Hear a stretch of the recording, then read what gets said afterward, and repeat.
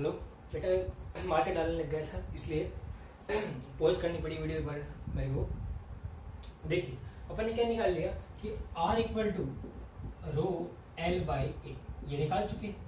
तो आपका जो प्रतिरोध है वो किस किस पर डिपेंड करता है ओपन सीखने वाले। पहली बात तो प्रतिरोध, 1 ओम प्रतिरोध किसका होता है? 1 ओम प्रतिरोध किसे कहेंगे?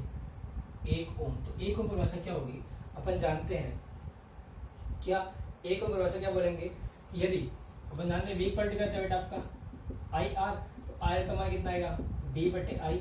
यानी यदि किसी चालक के अंदर आरोपित विभवांतर का मान कितना हो?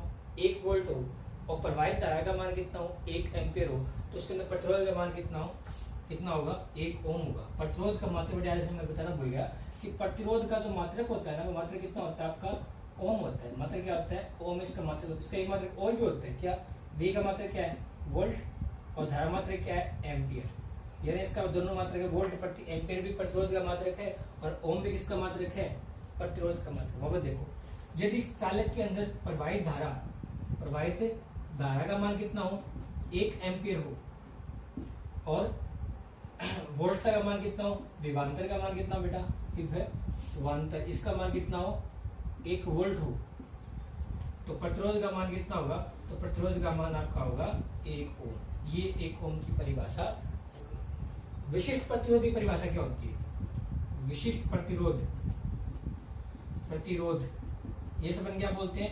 प्रतिरोधकता बोलते हैं। प्रतिरोधकता, इसकी परिभाषा क्या होती है? देखो बेटा, आप जानते हो जैसे आर का मान रो का मान कितना है? ऐसे रो का मान बेटा आएगा आपका R A divide by L,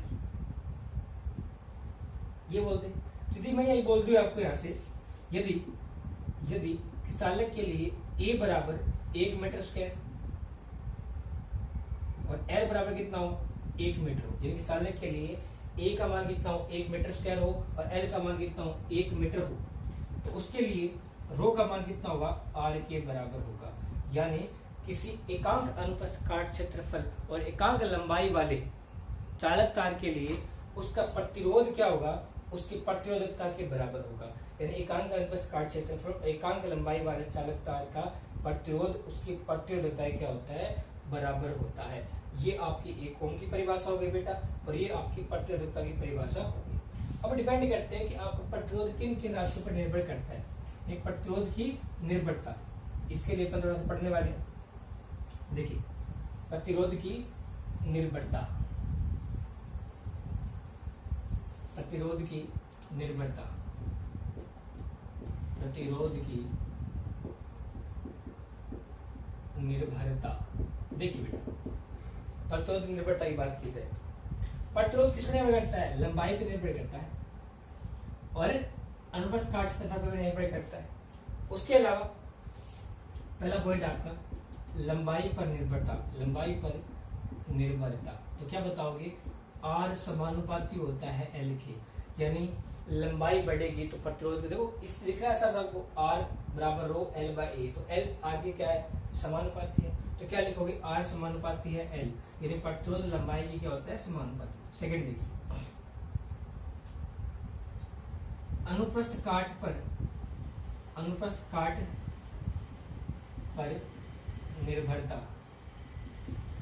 तो अब जानते हो आर व्युत्क्रमानुपाती क्या है? ए के, यानी अनुप्रस्थ काट क्षेत्रफल का मान यदि बढ़ेगा तो आर का मान कम होगा, अनुप्रस्थ काट क्षेत्रफल का मान घटेगा तो आर का मान क्या होगा? आपका बढ़ेगा। तो अनुप्रस्थ काट क्षेत्रफल क्या होता है? प्रतिरोध व्युत्क्रमानुपाती होता है, लंबाई की क्या होता है? ये समानुपाती होता है। ठीक है, लास्ट। अब आर, इस रो की बात मत करना, प्रतिरोध की बात मत करना है, ठीक है। पदार्थ की प्रकृति, पदार्थ की प्रकृति।